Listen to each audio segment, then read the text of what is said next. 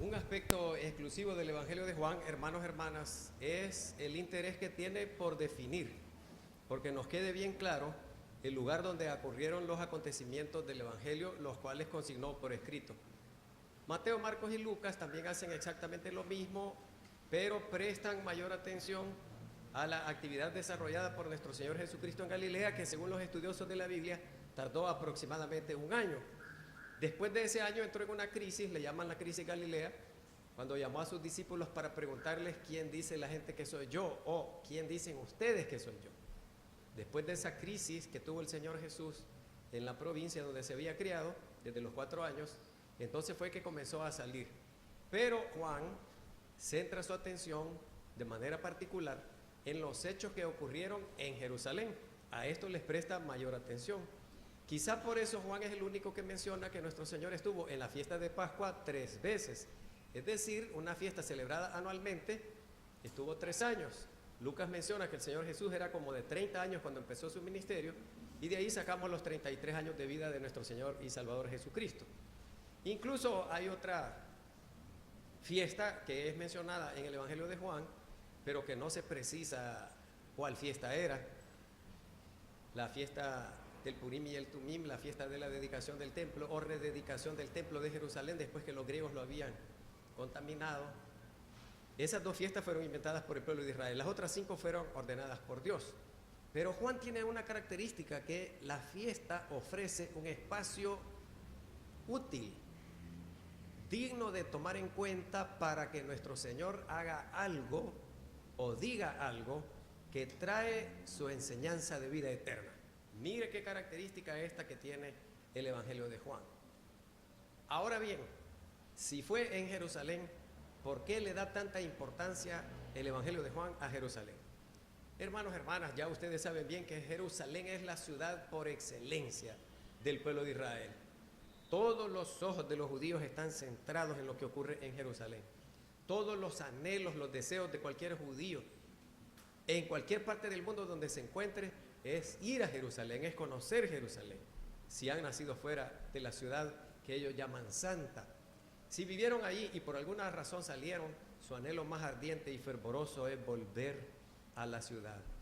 Muchos judíos que tienen algún recurso económico para esto, desde la época del Señor Jesús hasta hoy, a lo largo de 2000 años, han pagado grandes cantidades de dinero por ser enterrados allá, porque al resucitar o cuando ocurra la resurrección de los muertos, los primeros van a ser en Jerusalén y ellos quieren ser de los primeros en resucitar.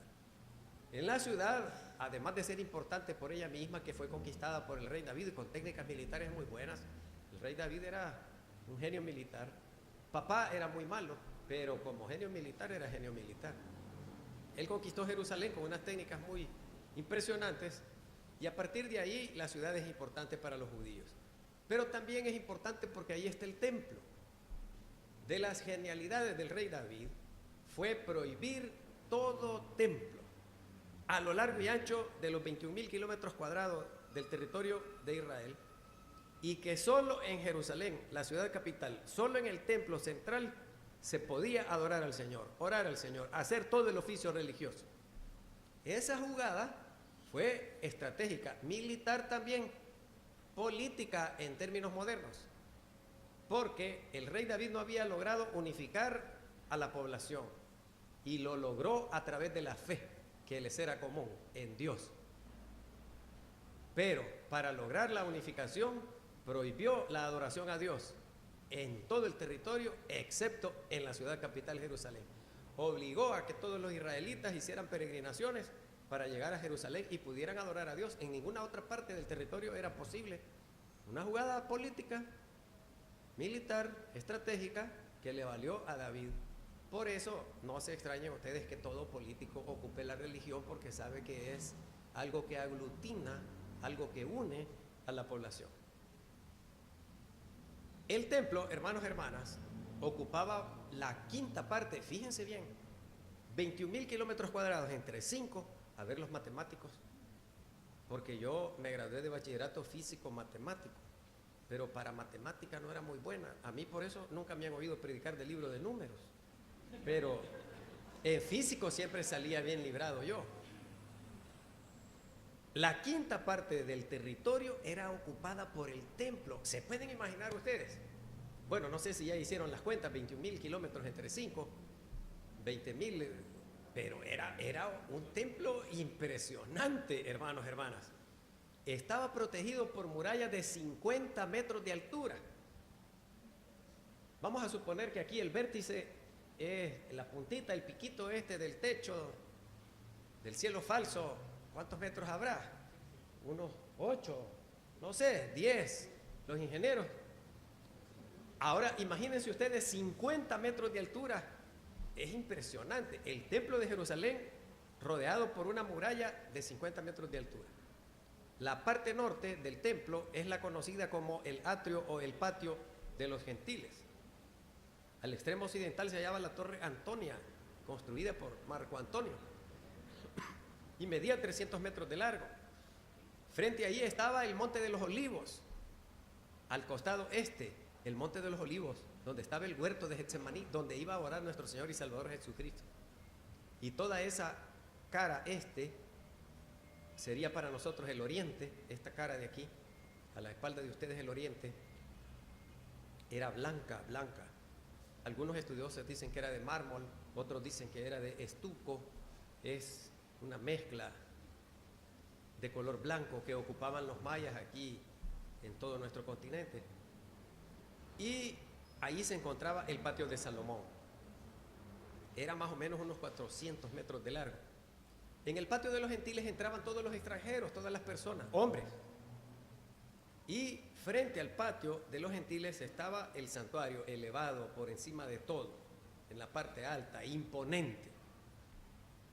Cuando los discípulos caminaron con el Señor Jesús y le dijeron: Maestro, mira qué piedras. ¿Se acuerdan ustedes de ese pasajito?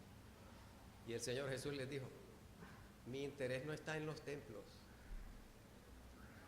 en el cambio de conducta de las personas.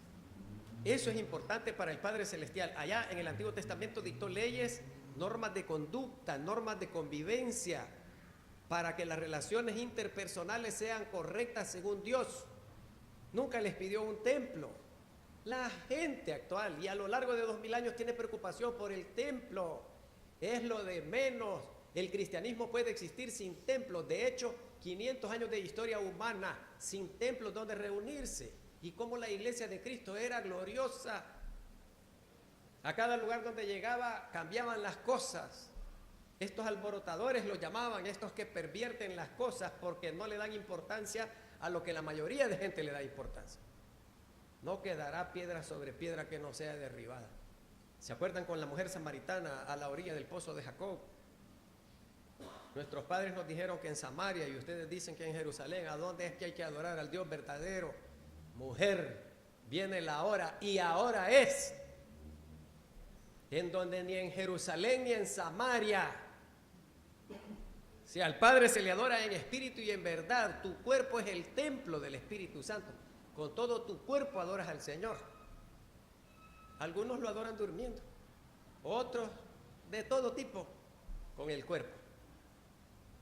Así que el Señor Jesús no es impresionado por esos templos hermosos, que de hecho la arquitectura, la ingeniería a lo largo de 2000 años de templos cristianos, eso es una obra que lo deja a uno con la boca abierta. Una vez caminando por la acera de la Catedral Metropolitana de México, el Zócalo le llaman, a un super patio grande. Hay 3 estaciones del metro, el tren subterráneo, solo en el Zócalo. Y esa catedral tan impresionante, hermanos, hermanas, me sobrecogió un temor a mí de ver esas paredes, esas figuras, esos dibujos de la parte de afuera. Y me puse a llorar, porque yo soy bien llorón. Ya me han psicoanalizado. ¿Por qué lloro? Por cualquier cosa. Y fíjense que caminé hasta la puerta principal y era una cosa que lo deja uno con la boca abierta. Eso es la Catedral del Distrito Federal en México, y hay otros templos todavía de mayor belleza arquitectónica y de todo tipo. Allí estaba el templo, el santuario imponente. Ningún extranjero podía atreverse a poner un pie ahí. Había pena de muerte. Las inscripciones de piedra que se han encontrado por los científicos con letras griegas, que era el idioma que se hablaba comúnmente en aquellos días, el idioma universal le llamaban, esculpidas en piedra, en griego, en rojo y con adornos para llamar la atención o resaltar más. Decía así la lectura: ningún extranjero pasará esta balaustrada. Es un murito de 1 metro de altura. En época de nuestro Señor Jesús todavía no lo habían terminado bien, pero ya estaba. Ni penetrará en este recinto que circunda el templo. Aquel que sea sorprendido haciéndolo deberá culparse a sí mismo de su muerte, que se ejecutará de inmediato. Al que se atrevía a pasar del patio de los gentiles. Lo vasto de la superficie del templo, como les he dicho ya, hermanos, hermanas, las explanadas, que fueron ampliadas por Herodes, al que le llamaron el Grande, porque el tipo era megalómano, ahí lo buscan en el diccionario, que le gusta como Adolfo Hitler los estadios grandes, los edificios grandes, las columnas grandes, todo lo más grandioso, las estatuas grandes. Entonces él mandó ampliar para hallar un poco de gracia con el pueblo, amplió todavía más una parte del templo. Ahora bien, la conclusión lógica es que llegando todos los peregrinos, los caminantes de todo el territorio nacional al templo, ¿y en qué lugar iban a reunirse? Debía ser lo suficientemente grande como para que los albergara a todos. Y oigan bien este dato histórico, hermanos, hermanas. Ningún templo en época de nuestro Señor y Salvador Jesucristo del mundo antiguo era más grande, hablando de superficie, que el templo de Jerusalén.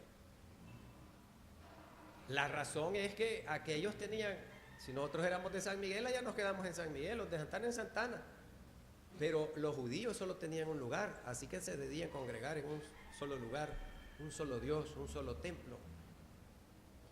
Y cuando eran las fiestas, hermanos, hermanas, vaya, aquellos de ustedes que son migueleños y es el carnaval de San Miguel, faltan no sé cuántos meses, pero ya lo está planificando, dijo el alcalde. Yo tengo tiempo de andar abriendo urnas, dijo, para ver quién votó por quién. Esta carnaval de San Miguel, dijo, es internacional, dijo.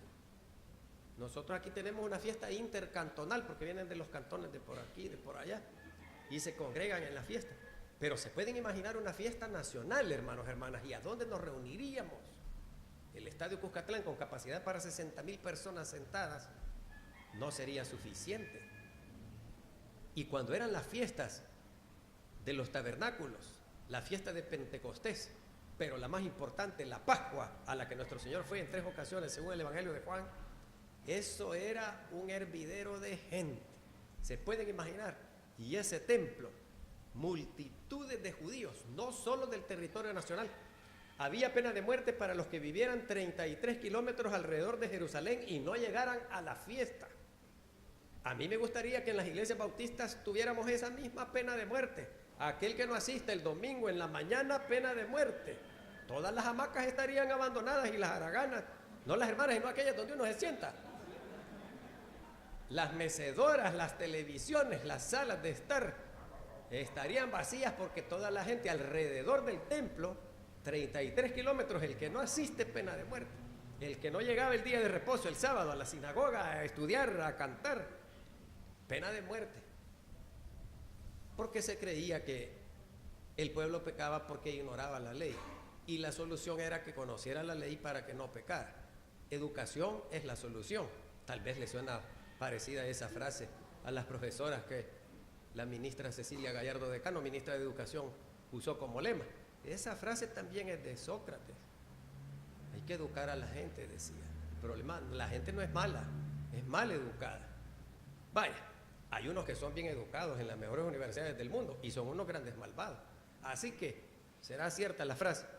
Pero en esta fiesta de la costumbre israelita, 5 más 7 por las 2 que añadieron ellos, pero la de Pascua era la más importante de todas, la mejor de las ceremonias sagradas. Y allí llegaba nuestro Señor Jesucristo y ofrecía sus enseñanzas. Presten atención a este detalle, hermanos, hermanas. Cuando los discípulos le dijeron, y cuando lo oyeron al Señor Jesús, no va a quedar piedra sobre piedra, ¿qué? Nos hemos tardado 46 años. De hecho, hasta después del Señor Jesús siguió construyéndose el templo. Miren ustedes qué cosa. Aquellos de ustedes que les gustan los templos, hermanos, hermanas. A mí no es que no me guste, es que no es el templo lo más importante. Lo más importante es el cambio de conducta de la persona, de acuerdo a la voluntad de Dios. El cambio de conducta se genera con el cambio de forma de pensar y forma de sentir, y por consecuencia la forma de actuar. La conversión, el cambio, esa es la primera exigencia del Evangelio. Conviértete, cambia de manera de actitud. No dice asiste al templo. Pues sí, uno puede asistir al templo toda su vida, pero no haber cambiado nunca de acuerdo a cómo Dios quiere que cambiemos. Y como nuestro Señor y Salvador Jesucristo quiere que cambiemos también. Así que le dijeron, 46 años se han tardado y vos decís que en 3 días lo podés edificar, porque les dijo, destruyan este templo y en 3 días lo edificaré. Pero recuerdan ustedes, el Evangelio de Juan tiene una característica que no tienen todos los demás libros de la Biblia, que su significado es espiritual. Es decir, se lo digo a Pedro para que lo entienda Juan. No les dijo así su abuelito alguna vez. Se lo digo a Pedro para que lo entienda Juan. Les estoy diciendo este templo, pero no era el templo de Jerusalén, era el templo de su cuerpo. ¿Se acuerdan ustedes que el mismo Evangelio nos hace la distinción? Hay un sentido de interpretación y no pierdan esto de vista, porque de esto estamos hablando en estos días previos a la Semana Santa.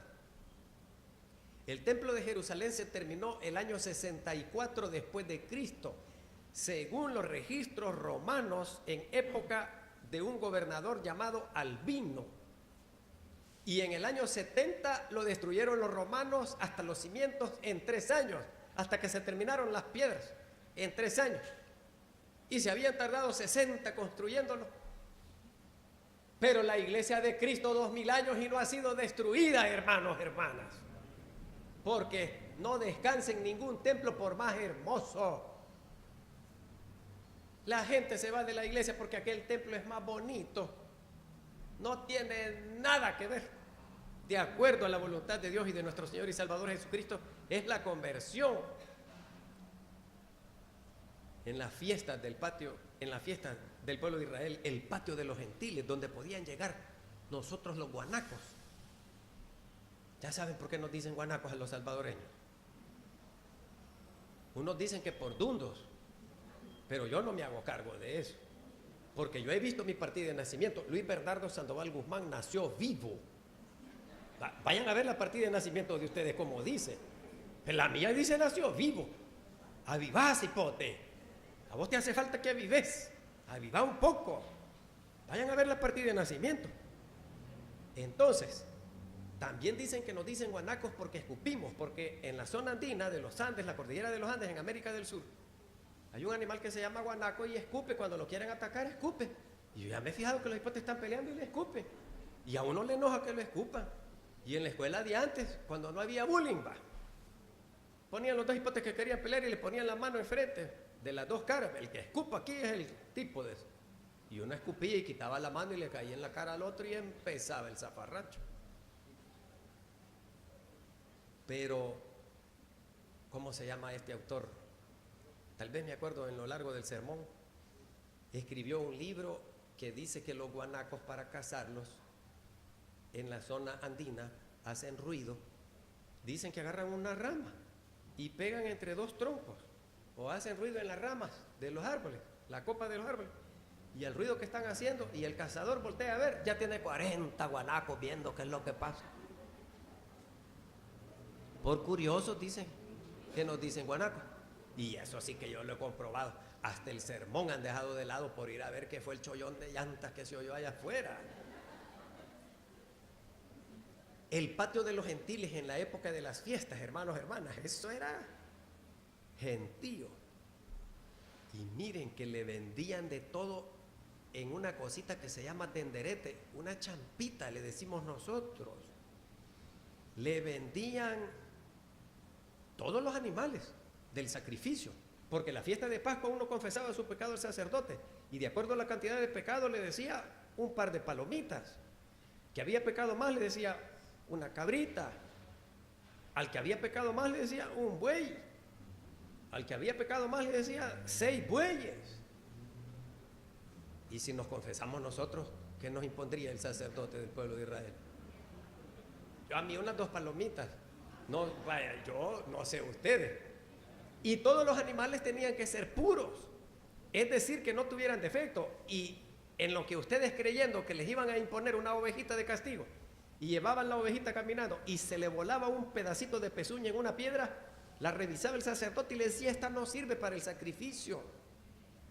Entonces los sacerdotes habían hecho negocios redondos porque vendían los animales para el sacrificio ya sacados. ¿Se entiende esa frase aquí en El Salvador? Ya sacado, ya garantizado por el sacerdote, que este te lo van a recibir porque ya lo revisamos nosotros, porque nosotros los creamos aquí. Y se imaginan ustedes todo el balido de los animales y los desechos de los animales. Era una cosa espantosa y terrible ese templo de Jerusalén. Y los cambistas de dinero, ¿se acuerdan cuando cambiábamos los money order que nos mandaban los hermanos mojados, los hermanos lejanos? ¿No se acuerdan ustedes que allá en el centro de gobierno? El cambio de toda moneda del mundo. Dicen que el que tenía dominado el mercado del cambio de moneda eran los griegos.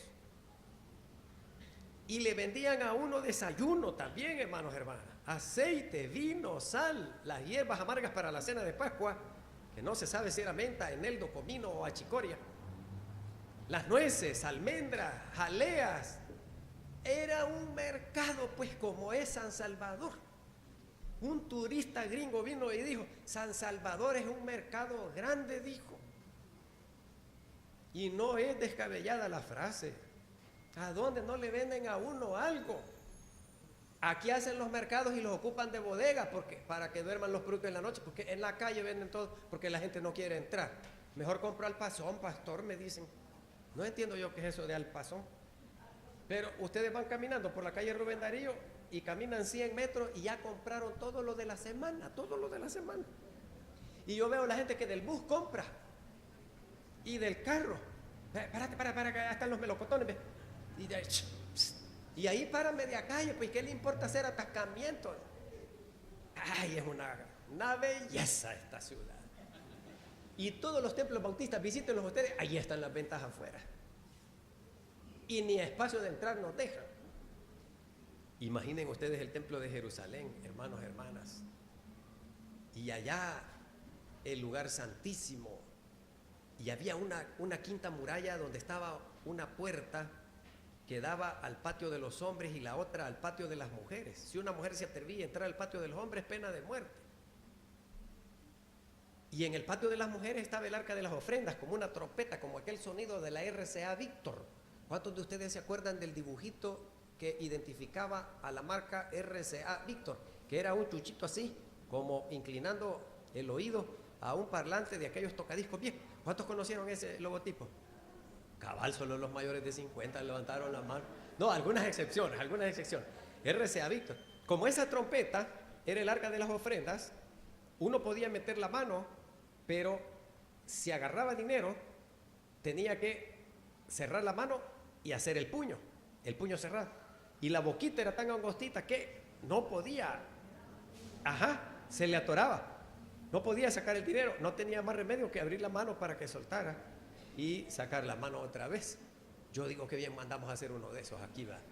Y lo ponemos allá en el vestíbulo, unos 4 pernos así bien enraizados a las columnas, y ahí que la gente echara su ofrenda. Fíjense, en el patio de las mujeres. Y después estaba el patio de los levitas, y después el patio de los sacerdotes, y después el sumo sacerdote nada más que entraba al lugar santísimo, parecido a lo que tenemos aquí atrás nosotros. El trasfondo, voy a volver al punto. El trasfondo de las enseñanzas de nuestro Señor y Salvador Jesucristo eran la costumbre de lo que se hacía en la fiesta. Fíjense bien, hermanos, fíjense bien, hermanas. Y estando aquella multitud reunida para las fiestas, el Señor Jesús aprovechaba ir a la fiesta, porque allí tenía un auditorio o personas que lo escucharan de todo el territorio nacional y aún los que vivían en el extranjero. Y de acuerdo a lo que hacían en cada fiesta les daba una enseñanza, pero hoy ya no hay tiempo, ya se les terminó la paciencia a ustedes. Pero el capítulo 5 y el capítulo 6 de Juan fueron desarrollados en la fiesta de Pascua. Y allí en el capítulo 7, versículo 1, leímos que los judíos buscaban cómo matarlo. En el Evangelio de Juan, siempre que aparecen los judíos, son los malos del Evangelio. Y hay tantas citas que no hay tiempo de leer. El odio hacia el Señor Jesús y los intentos de asesinarlo, hay como 13 pasajes en el Evangelio de Juan. Y en la fiesta de las enramadas, que era la otra, cuando llegaba mayor cantidad de personas, también nuestro Señor y Salvador Jesucristo llegaba allí y de acuerdo a lo que estaban haciendo en la fiesta, les daban la enseñanza.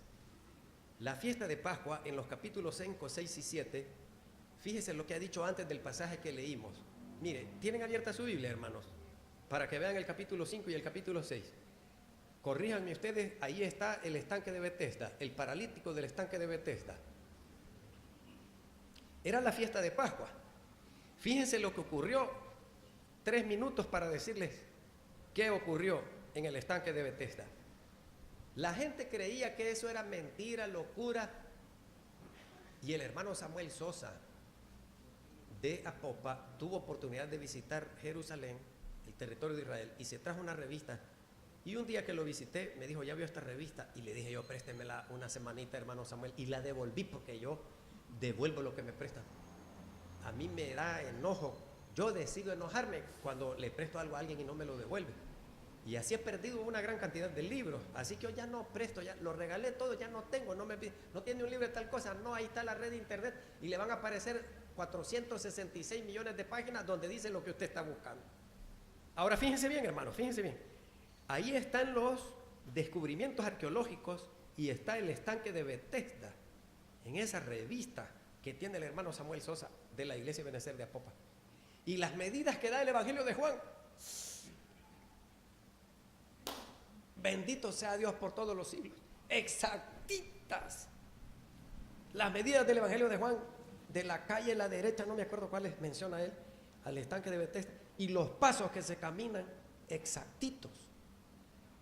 La ciencia confirma la fe. Y en el estanque de Betesda, como casi todos son de origen volcánico, los lagos, por ejemplo el de Santa Ana y el de Ilopango, de origen volcánico, ahí está el cráter al centro. Había un momento en que había un borbollón, había como cuando el agua está hirviendo y el primerito que entrara al agua quedaba sano de su enfermedad. ¿Se pueden imaginar cuántas personas llegaban al estanque de Betesda viendo el agua, la superficie del estanque, y cuando hacía aquel borbollón, será correcta esa palabra, borbollón, o la buscamos en el diccionario, la primerita persona que entraba quedaba sana de eso? ¿Se pueden imaginar cuánta gente estaba viendo ahí? La gente decía, es que un ángel baja y pone su dedo índice así en la superficie del agua, y cuando el ángel la pone, hace las ondas expansivas, decía. Pero los científicos han descubierto esas cavernas subterráneas que hacían ese movimiento del agua en el estanque de Betesda. Y había un paralítico, no podía moverse. Aquel hombre pasó 1 año, 2 años, 10 años, 20 años, a la orillita del agua así. Solo tenía que, si él hubiera podido, darse la vuelta así, cuando el agua se movía y el borbollón de agua, y él tocaba el agua, y él quedaría sano de su parálisis. 38 años.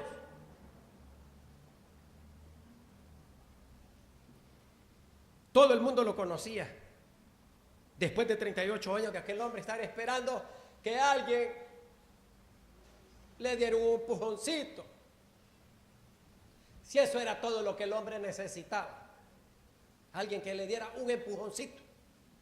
Se movió el agua y que lo echara al agua y el hombre quedaría sano de su parálisis.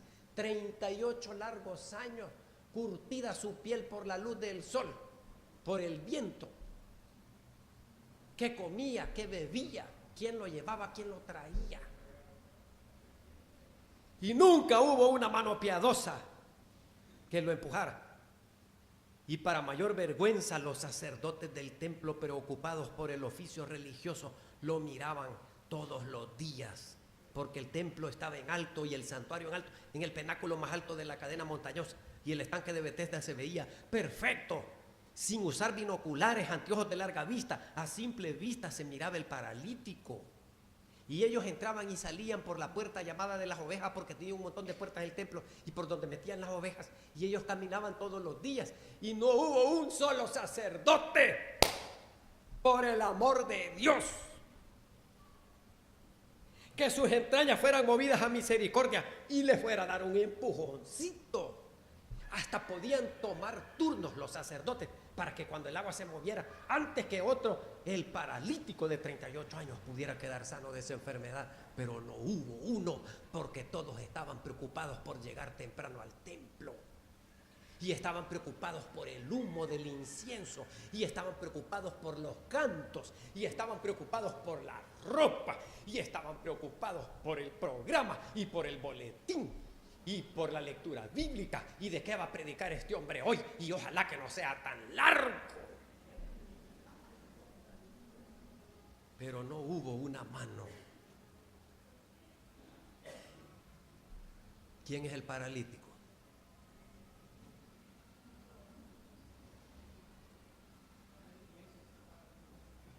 ¿El paralítico es el hombre o es el pueblo? ¿El paralítico es el hombre o son los sacerdotes? ¿El paralítico es el hombre o son los religiosos? ¿Y Dios el Padre Celestial? ¿Y nuestro Señor y Salvador Jesucristo?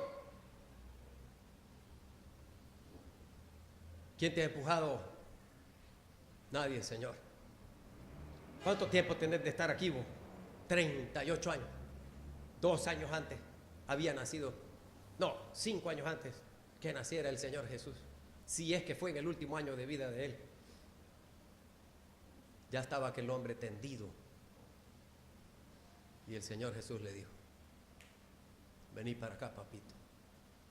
Ponete derecho. Levantate.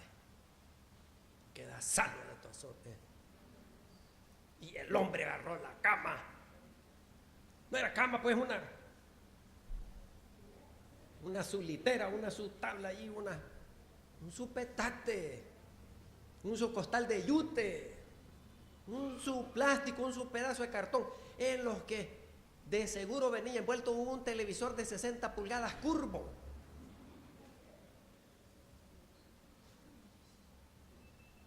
Que había botado algún sacerdote.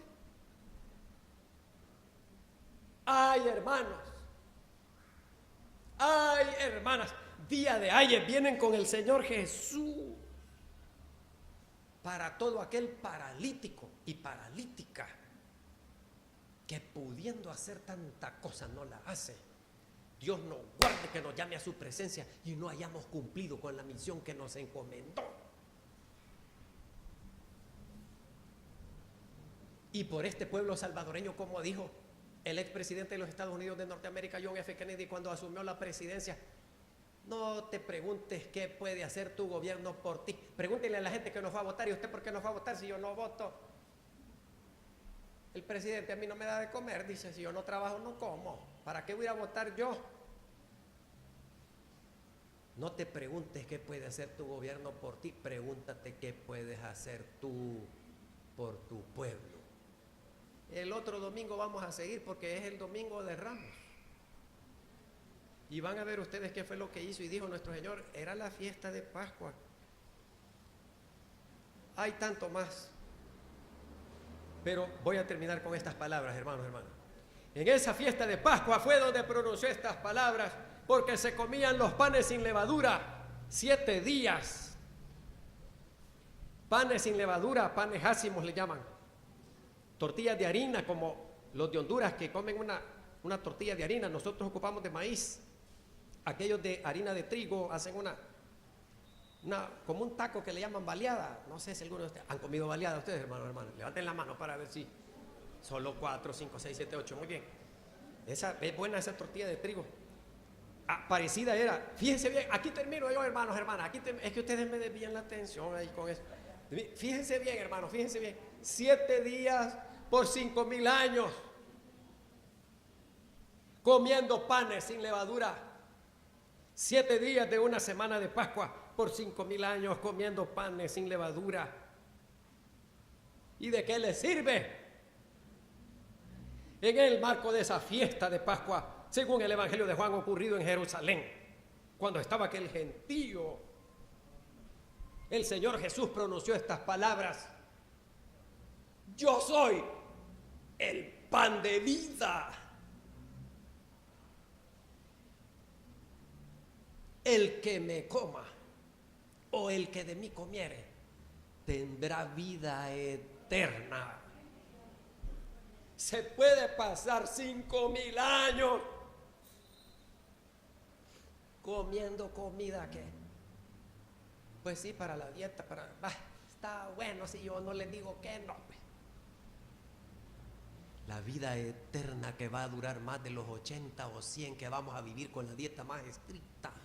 El pan de vida es Cristo. Es su enseñanza. No es que nosotros seamos caníbales y lo mordamos a Él.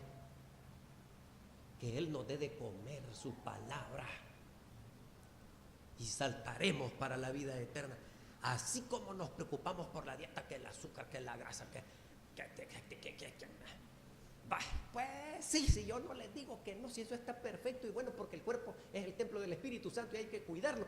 Pero si le pusiéramos igual interés a comernos la palabra de Cristo, que nos dará la vida eterna, otro gallo cantaría. Te damos gracias, Señor, bendito seas.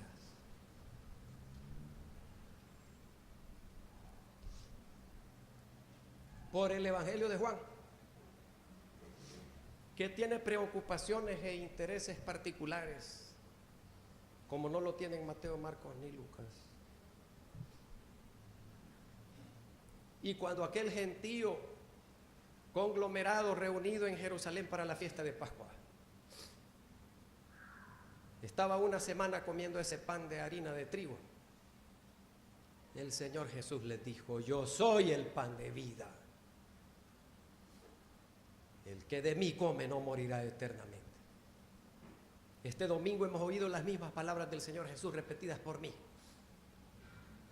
Gracias, Señor, porque nos has dado la oportunidad de oír, de leer, de escuchar, de alabar, de bendecir tu nombre.